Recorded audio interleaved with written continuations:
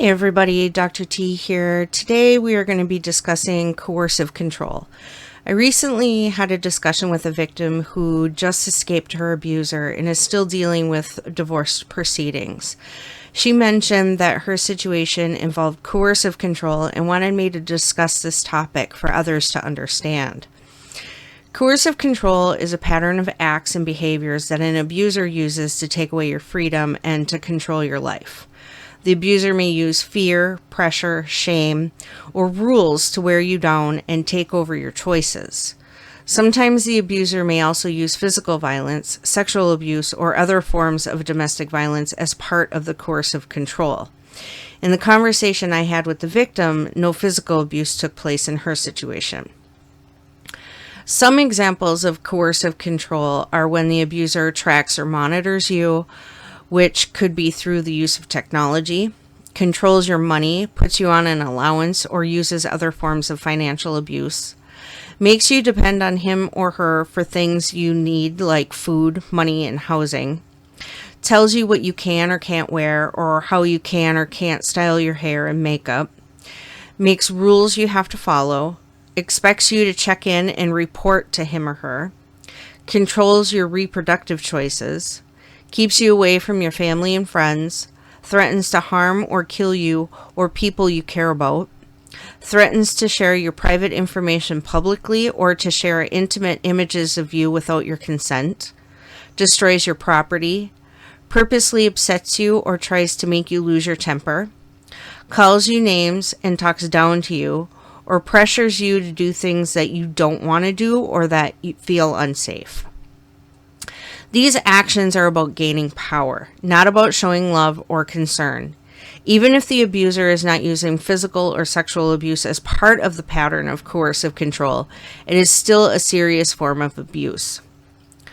Early signs of coercive control include intense early commitment, extreme jealousy, subtle isolation from loved ones, constant monitoring of your location or phone, and gaslighting that makes you doubt your reality. This behavior starts slowly and builds into a pattern of dominance and fear.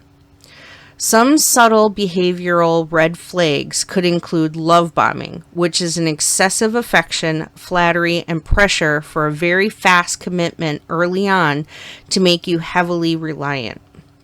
Checking in where they are, demanding constant updates on where you are, who you are with, or who texted you. Isolation and making subtle negative comments about your friends or family or creating awkwardness when you see them. And backhanded jokes, teasing or insulting you, then claiming it was just a joke or done for your own good. Some manipulation and control tactics include gaslighting, where they are denying things that they said, twisting the truth, or making you feel like your memory or judgment is wrong. Micromanagement, where they are giving unwanted opinions or rules about what you wear, how you spend your time, or how you do small daily tasks. Guilt tripping, or blaming you for their bad moods, jealousy, or poor behavior, making you responsible for their feelings.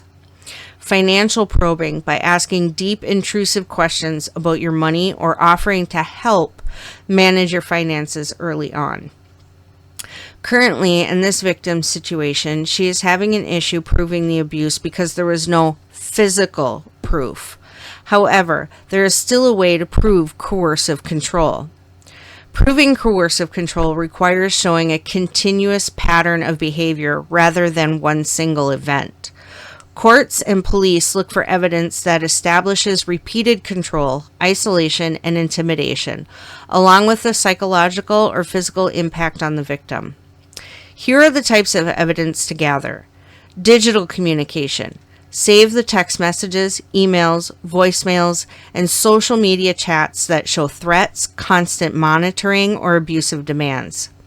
Keep a personal log or diary, a detailed dated journal of specific events, including dates, times, what happened, and any witnesses present.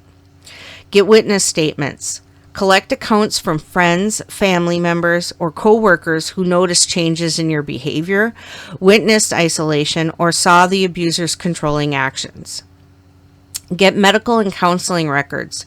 Request notes from doctors, nurses, or therapists that document anxiety, depression, injuries, or stress related to the abuse. Get financial records. Use bank statements, loan documents, or bills to demonstrate economic abuse, restricted spending, or forced debt. Get official reports. Gather prior police logs, incident numbers, or records from domestic support organizations. Abuse is not always the physical proof that we can see. It can be emotional and psychological, and this type of abuse can have a lasting effect on the mental state of a victim. Take small steps to reclaim simple choices, routines, and hobbies that your partner blocked or discouraged. Seek specialized therapy and work with trauma-informed counselors or therapists who explicitly understand domestic abuse and coercive control. And don't forget to process the trauma. Allow yourself time to grieve, verbalize your story, and slowly reconstruct your independent identity and self-worth. Remember, abuse is never the victim's fault.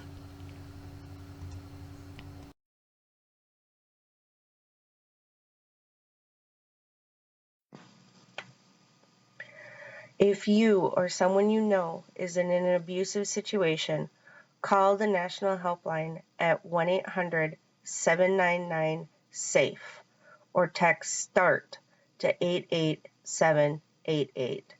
Everyone deserves a healthy relationship.